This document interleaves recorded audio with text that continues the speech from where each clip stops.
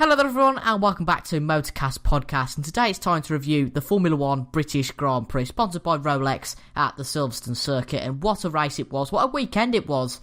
Obviously started in qualifying by Fernando Alonso going top in P1, which obviously I was there, if you didn't know, yesterday and the full weekend. Not rubbing it into any of these two, but I was there the full weekend, and the stand was going pretty mad when Alonso topped Q1. But obviously he started last, so it could only be Alonso who topped P1 and then started last. So anyway, let's talk straight about the Grand Prix. Hamilton, obviously, spoilers, Hamilton won his fourth consecutive British Grand Prix, and he equals the 5 total won by Jim Clark and Alain Prost. So let's talk a little bit, Matty, about that win. Obviously, Valtteri Bottas, who was kind of his closest rival this weekend, because it seemed that the Ferrari and Red Bull wasn't quite on the pace, and the Mercedes, if you look at race pace. Bottas started in 9th after a grid penalty, but Hamilton aced it in qualifying, aced it in the race, and I've said this before, you know, when Hamilton's on it, he's on it, isn't he?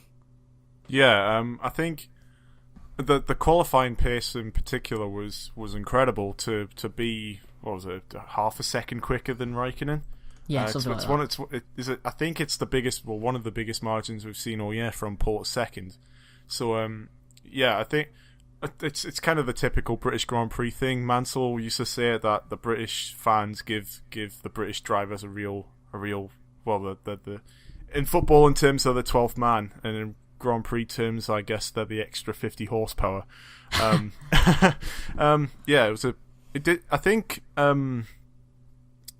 the qualifying lap was good, but I think we probably could have seen perhaps a little more from Vettel and Raikkonen and Bottas as well, because it just didn't seem to be as close as perhaps we expected. But going into the race, obviously we saw that Hamilton kind of was going away at his own pace, putting in fast laps pretty much whenever he wanted to, and gapping Raikkonen at his own leisure. But I think what we did see is we saw Vettel's race perhaps compromised at the beginning by Verstappen getting such a brilliant start, and I think without that we might have seen a bit of a closer race up front. Yeah, definitely. We'll talk a little bit about Ferrari, Red Bull, etc. later on, but kind of Matt, definitely a brilliant job done by Hamilton, and Ricciardo obviously going from 19th to 5th, but Bottas, a really good race from him, because only finishing 14 seconds behind his teammate. He obviously went a little bit longer on the soft tyres to start the Grand Prix, and then went on the super softs. Do you think I may be exaggerating here, but do you think it was a really good job by Bottas, you know, to finish second in the end? I think Bottas really there has done as well as he possibly could, you know, unless Hamilton had issues. I think it was, to me personally, it was going to be Hamilton's race victory after he obviously put that brilliant pole lap in. But yeah, I think Bottas did as well as he could there, and should obviously be very happy with second. He got a little bit lucky with the way he got it, but a pretty damn good drive from him, if I do say so. Yeah, definitely. Completely agree there. So Mercedes obviously taking top points, 43 points, to extend their lead in the Constructors. And really exciting, actually, with Sebastian Vettel finishing 7th after a puncture on the last few laps. Hamilton closed the gap to Vettel to 1 point at the half-season kind of point. And I think Bottas is about 30 points behind them now. But certainly achievable for Bottas, because obviously Bottas had the DNF in Spain, whereas kind of Vettel and Hamilton have had compromised races, but that neither of them have had an official DNF yet. So I guess if we kind of go on the figures of they'll all have the same reliability by the end of the season, fingers crossed, then Bottas should close up a little bit. But anyway, let's talk a little bit about Ferrari, Matty. Obviously Vettel and Raikkonen both suffering from punctures on the last few laps of the race. Not quite sure what happened there, but it did happen anyway. But Raikkonen did recover to get a 3rd place after Vettel did get a puncture as well, and Verstappen and Ricciardo were way too far back to even catch them. But thoughts on Ferrari's weekend, and particularly, you know, the weekend of Kimi Raikkonen, because, you know, there's been a few critics, a lot of critics actually this season, that I can't remember what's the word that Marchione used about Raikkonen. What did he use? What was the word he used? I can't remember now, but he did use a word that was a little bit kind of not necessarily offensive, but saying that Raikkonen hasn't worked as hard as he could have done. But, you know, 2nd place in qualifying, 3rd place in the race, and a good result for him. But for Vettel, a lot, you know, missed out on a lot. And as you say, Matty, you know, if you want to elaborate a little bit on what you were saying earlier about Vettel being held up by Verstappen at the start. Yeah, well, what we saw was Verstappen having very good, if not a very aggressive start of the race, and managing to prop himself up into third place. Whilst it did seem at the start that he wasn't too much slower than Hamilton, what we then saw following probably lap 3 or 4 was that the Red Bull was about a second a lap slower. So with Vettel propped up behind him and not really looking as if he was being able to overtake, perhaps due to dirty air, perhaps I doubt it was any other reason, if I'm honest, but it kind of compromised Vettel's race in ways that we would probably only find out only at the end, which I'll talk about in a second. What it did mean is that Vettel had to pull the undercut and basically didn't have any choice. We saw he did try and get past Verstappen out on track, and it was getting a little bit frisky between the both, but I think what Vettel dished out was perhaps unfair, but then Verstappen gave him it straight back, so I think it was on as even in that instance. But well, not really. I wouldn't say it was fair racing between them two, but certainly exciting, and I think no one particularly benefited from anything there. In fact, I think it really kind of hurt both their races to be fighting the way they did. But it meant that Vettel had to pit quite early for a one stop. Obviously, they were helped out at the start by the safety car, but it seemed the end of the race was kind of telling, and that I think Vettel tried to go too far on the tyres, and I think that's perhaps what caused him to have the delamination at the end. For Raikkonen, it's just disappointing because it looked as if it wasn't. It obviously happened in the same place as Vettel on the same tyre, but looked as if it was a slightly different problem. Whereas Vettel looked to have had a tyre just losing all its air. Raikkonen seemed to have a tyre that completely erupted and was trying to tear itself apart. So I think it's kind of a similar story between them both, where we're perhaps seeing that the Ferrari is now in these conditions or around high speed tracks is a little too hard on its tyres. Interesting there. And Matt, a little bit to chat about Kimi. Obviously, he might have been gifted that podium by Max and Sebastian Vettel a lot. But he was second for pretty much all the race before his puncture. And, Hamilton did pull away. And his rivals weren't doing brilliantly, but I guess you could just say a decent weekend and a decent 15 points after a few kind of not brilliant weekends where really the strategy has been ruined for him, especially in Austria. And the strategy wasn't that brilliant here either, but I guess if he'd have pitted any earlier, his tyre would have been even worse. But it was a very peculiar failure for him. But a good weekend with 2 Finns on the podium for Raikkonen and maybe Bottas as well. Yeah, I think Kimi did. Kimi's one of those drivers that you always get the sense that he only really shows his full potential when the critics are really going up against him. We see it at the end of seasons recently, where a lot of people think that he's going to have to retire or anything, he's not going to find a place next year. And then he just seems to be able to pull it out the bag when he really needs to. So I think, he'll be gutted that he wasn't able to take home the P2, but I think that was Ferrari's fault and not lack of driver skill by any stretch of the imagination. But Bottas and Raikkonen seemed really happy on the podium, both together. So I guess that makes up for it, I guess. But on to Red Bull a little bit. And obviously a dramatic race of both drivers. I'll touch a little bit on Verstappen and Vettel's battle a little bit more in a minute. But Matt, I want to ask you a little bit about Daniel Ricciardo. Just how good of a recovery drive from that was that for him? I know that a few drivers retired and had issues, but really, to get from 19th to 5th is obviously a 14 place gain, and to finish just behind his teammate, about 15 seconds behind his teammate, what an achievement that is, Matt. Yeah, he did very, very well. He looked to be, in my personal opinion, the quicker driver all weekend, in all honesty. So I think, I think really if he hadn't have been able to, behind the Ferraris, the Mercedes and his team, if he wasn't able to catch up with them, it would have probably been a little more disappointing. But if he's so far behind, obviously, from the start, he can only hope to really finish, behind those guys and try and get ahead of everyone else. Because I think it's still pretty clear at the moment that the Mercedes, the Ferrari and the Red Bull are all just heads above the rest of the opposition. Yeah, absolutely. I mean, basically, they're going to get a minimum finish of 6th, aren't they, every race? But to finish 5th and just behind his teammate after starting, a fair amount of lengths back, was very impressive. But Matty, a little bit more on the Verstappen-Vettel incidents. What did you think of Verstappen's defence? Do you think that Verstappen defended too much, or do you think it's just the grit of somebody who will win championships in the future. I mean, I was really impressed by him, and it seems that the British crowd was as well, because I don't think they're too favourable towards Vettel, but there you go. I think especially the early moves that Vettel were putting on him weren't really they weren't really very fair in my opinion.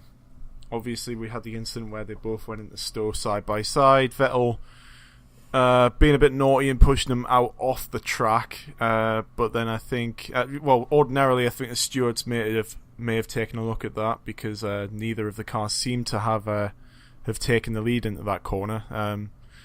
But obviously then we had the payback then coming into the club chicane, with Verstappen doing exactly the same. I don't think it was overly aggressive, given the context, because they were doing it to each other. They both cost each other time, and if you're gonna dish out moves like that, you've got to be prepared to receive them back. So I think fair play from the both of them. Absolutely there. I don't think there's really much to discuss about Red Bull further, but a good 22 points, actually beating Ferrari by 1 point in the Constructors, but it's a gain, but not that much of a gain. So let's talk about Renault next, a team that's not usually this far up, but it's a pity that Alex isn't here, because I was lucky enough to be with Alex for qualifying, and he's a Hulkenberg fan. He was loving Hulkenberg being up there for qualifying, obviously in the first kind of 5 for all of the qualifying sessions apart from Q3. He did start 5th in the end, obviously, but it was a mega qualifying from Hulkenberg. Palmer finished 11th in qualifying, and Matt, I know you were gutted about that. So let's actually talk, Matt, a little bit about Palmer, and a little bit about a few rumours. Obviously, there's a few rumours that Carlos Sainz will replace Palmer next race.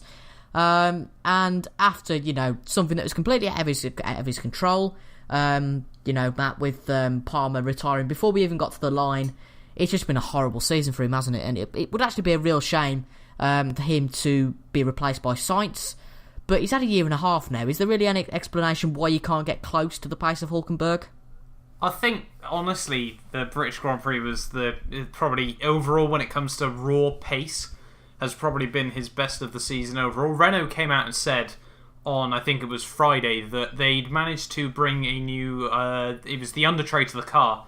They brought a new developed part, but they could only make one in time. They gave Palmer it for free practice 1 just to give it a bit of a test, and then Hulkenberg for the rest of the weekend. And they'd come out and said that was going to give Hulkenberg about 3/4 of a second a lap advantage anyway. So if you base it on the raw numbers, Palmer was really not that far off this weekend. I think over the course of the whole season so far, the car has clearly suited Hulkenberg's driving style a lot more, and Palmer is having to adjust to it.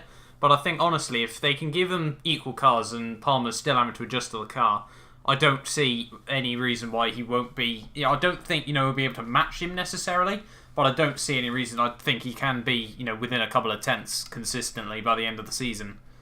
Definitely. And Matty, your thoughts about Hulkenberg's terrific performance? I mean, he was the best of the rest. And I think of a driver that's out of the top 3 teams, your aim has got to be every race to finish 7th, because then you've kind of won the Class B race.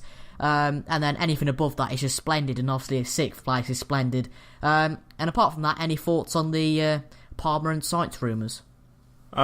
First of all, just speaking about Hulkenberg, it's not only the fact that he finished 6th, which is encouraging for Renault fans and Hulkenberg fans. It's the fact that the pace was incredibly solid. I mean, we're looking at the just looking at the fastest lap, we had Hulkenberg setting a lap time which was a second quicker than the Force Indias, which arguably is their rival in this championship.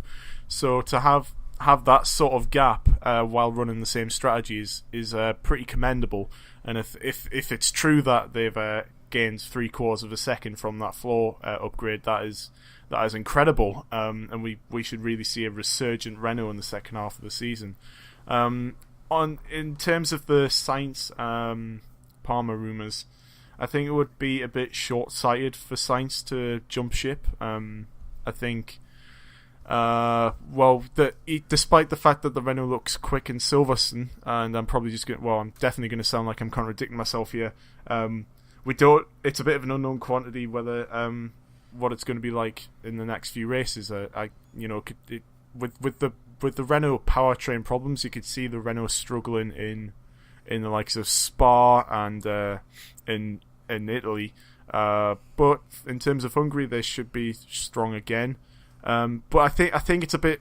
It's the wrong decision at the moment. I think what Sainz needs to do is make it to the end of the season and then weigh up his options. I think moving to another team mid-season kind of shows a lack of I think it just shows that he's a bit impatient if he were to do that. And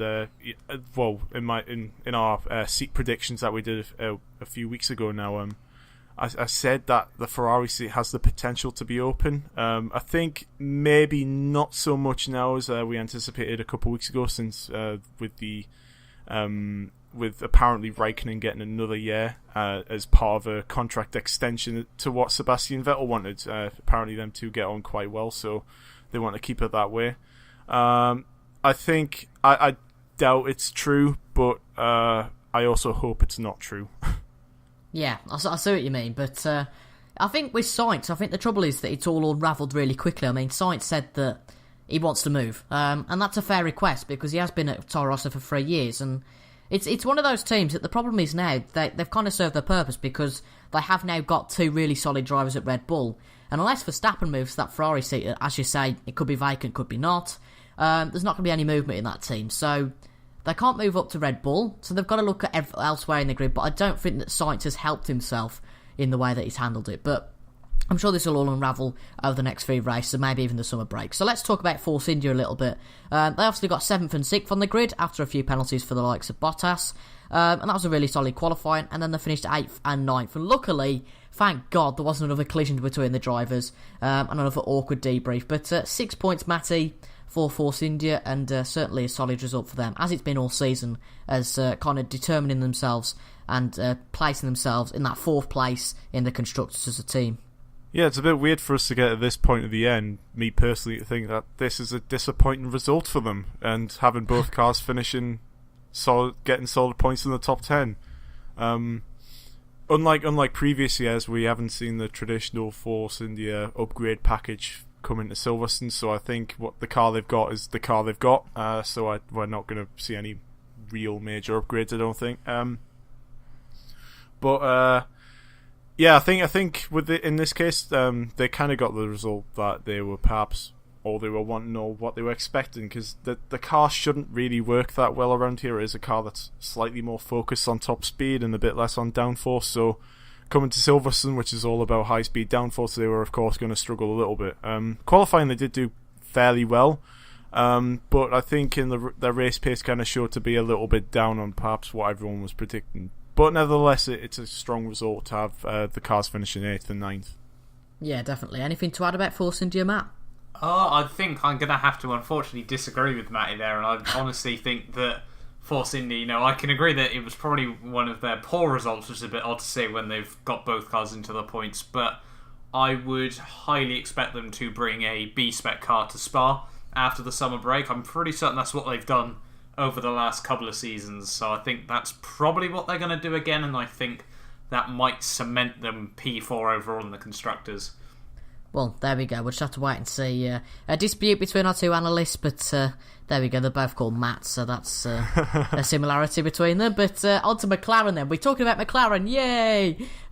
With Fernando Alonso going first in Q1, then starting last, then retiring from the race after a problem. We need to retire Fernando. There's no power, as always. Typical problem with McLaren. But Stoffel Van Dorn, let's talk about him before we talk about Alonso's terrific and then not terrific race. Let's talk a little bit about this, Matt. The fact that Van Dorn drove his heart out this weekend. He qualified in 8th, as I said, after the penalty of Bottas. And he had a really solid weekend. It was one of the first times that he's had that half season to kind of develop into the car. And he's kind of not necessarily on Fernando's pace, but he's a few tenths off now, which is good to see. And finishing just behind Massa in 10th.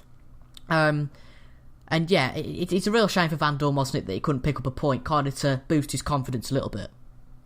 Yeah, I think he'll be a bit disappointed that he just missed out, but there are finally some strong signs some strong signs showing from that McLaren. If you have a look at the fastest laps, he was quicker than Massa and both Force Indias there on his fastest lap. Now, obviously, you have to take that with a pinch of salt. If you have a look at the Haas cars just behind him, both near enough a second faster. But I think, Van Dorn that McLaren car is slowly but surely getting there, and I think we'll be seeing it sort of fighting with the Haas, with the Williams, with the Renault to try and get those last few points just behind the Force India, Red Bull, Mercedes and Ferraris.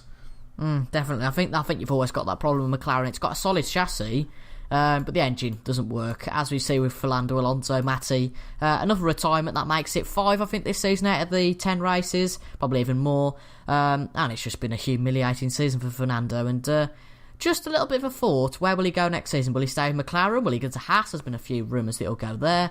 Will he go back to Ferrari? I doubt it. Will he go to Mercedes? I doubt it. But the field's open because Alonso's a terrific driver, and people might say that, well, Ferrari don't want him, but, he's an asset I'd love to have at any team. So where do you think he'll go next season? I don't think he'll go to Haas. Personally, I don't think Haas really provides what Alonso wants.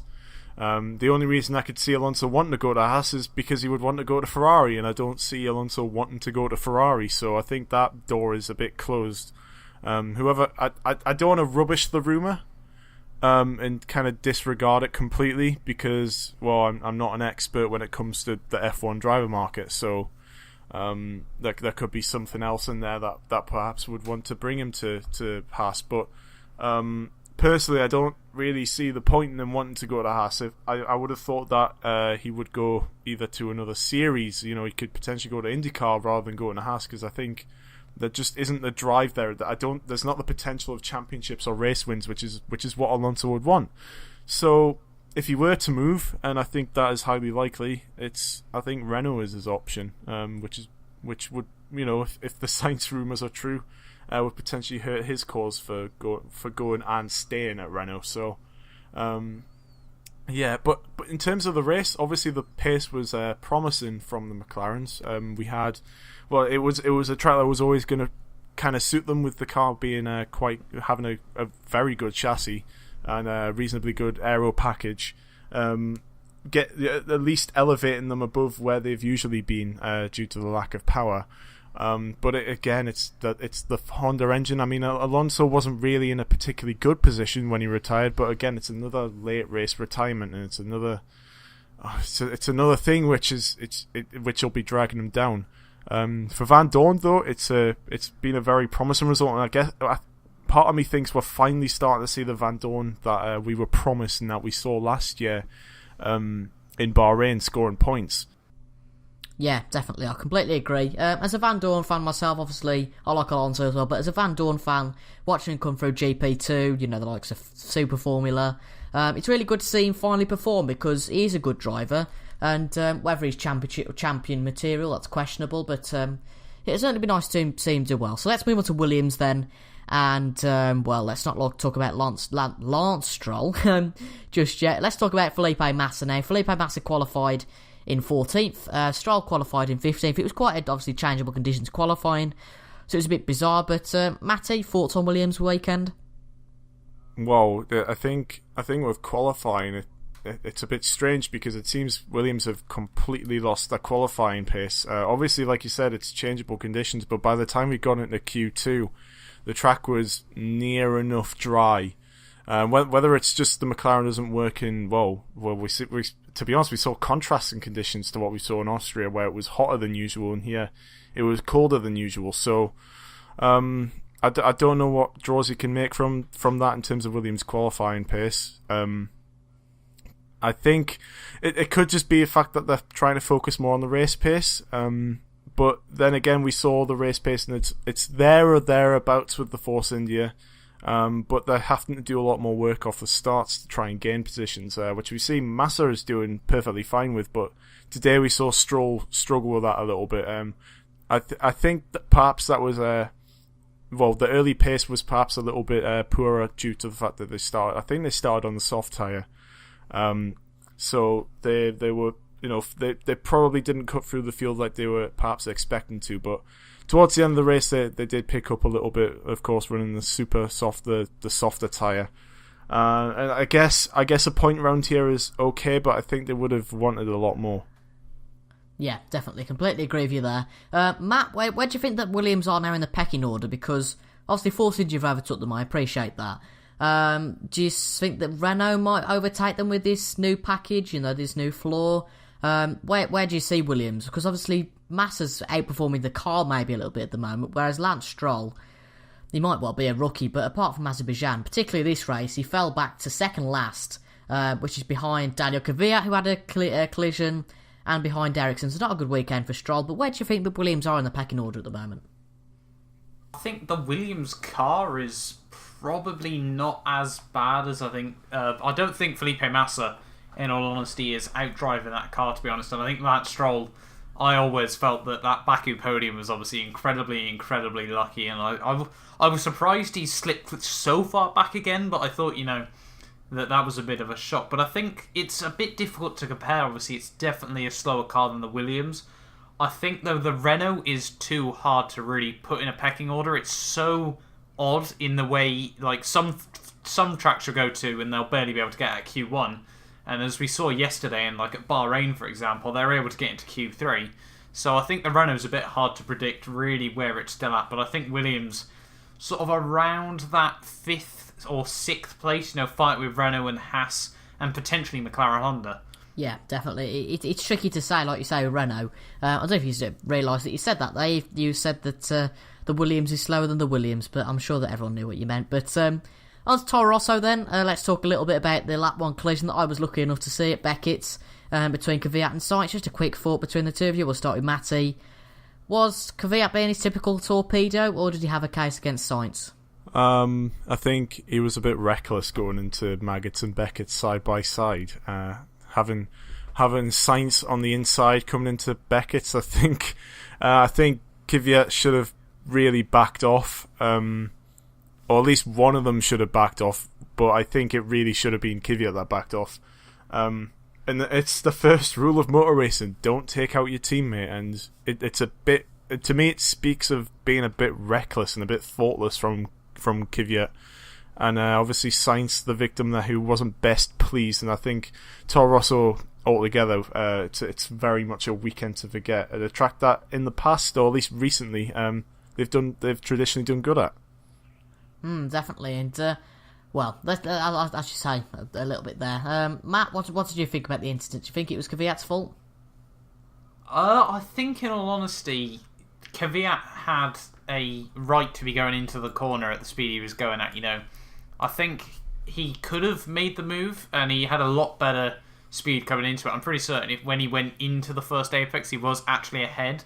But if he hadn't have squeezed Sainz so much over the second curb, had to correct himself, and that's all when it went wrong. If he'd been able to take it a bit cooler, give his teammate a bit more space, then they probably would have come out unscathed. But I think, the incident, unfortunately, I'm going to have to blame Kvyat, but I think he was still in a rightful position to be going for a move. Definitely. Kvyat from then on obviously fell back quite a lot, finished in 15th above Stroll, and Sainz unfortunately retired. So, well, there's not really much to talk about apart from that for Toro Rosso. And the same goes really for Haas and Sauber. Obviously, both teams not getting any points. Romain Grosjean did start in 10th in the end after there must have been a few penalties because Palmer started 11th, that's right. Grosjean did get into Q3, of course, but was kind of outpaced by the likes of the Force Indies, etc. Was it a surprise, maybe, Matt, to see that Van Dorn out-qualified the likes of the Haas? I wouldn't say particularly. I think, that... Well, obviously, you've got the bit of controversy around Grosjean, don't you, about Hamilton blocked him on his lap, which, personally, I don't agree with. Hamilton was going on to his lap. Grosjean was braking, Hamilton was accelerating, And I think Toto Wolff came up with a brilliant statement that if Grosjean's going to start complaining about other people's penalties, he should count himself lucky he's still in Formula 1. But I think, Grosjean probably a little bit unlucky on that lap, and the pace, the position he got in qualifying probably wasn't representative fully, but I wasn't too surprised that the McLaren went a bit quicker because it only really struggles at the top end. In the high downforce corners, it's actually fairly competitive. Yeah. I didn't really agree with the statement by Toto Wolff because he is a little bit childish sometimes, but there we go, that's for another video and another discussion. But Matty, what did you think about Haas's weekend? A little bit, worse for wear, I guess. As we said before, it's the fastest lap's a little bit out of retrospect because the Haas's went a second quicker than the likes of Van Dorn. Massa, Ocon and Perez. But I guess, getting into Q3, that's something. And, the brakes, always a classic with Grosjean, but I guess a sort of decent weekend, apart from not picking up any points.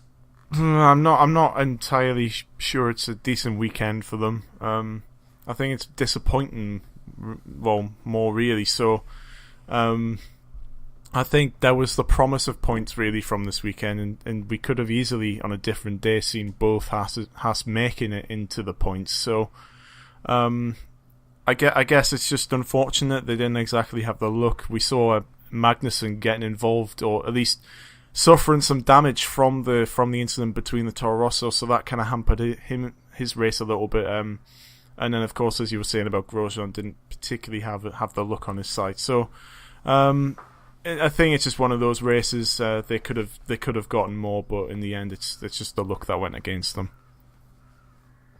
Yeah, completely clear and concise, and a good statement there. So Sauber, let's talk a little bit about them before we kind of preview the Hungarian Grand Prix. Wehrlein and Ericsson not getting any points. Wehrlein finishing last.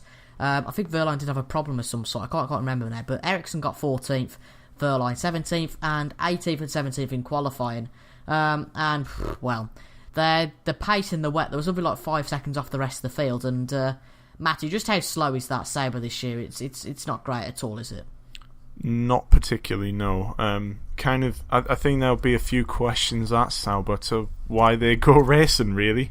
As unfortunate as it is, they have got new backers, which will help them from next year. I doubt they'll make any sort of push for this year, because I think they've got too many problems to fix with this year's car, so I think they can pretty much write off the rest of this year.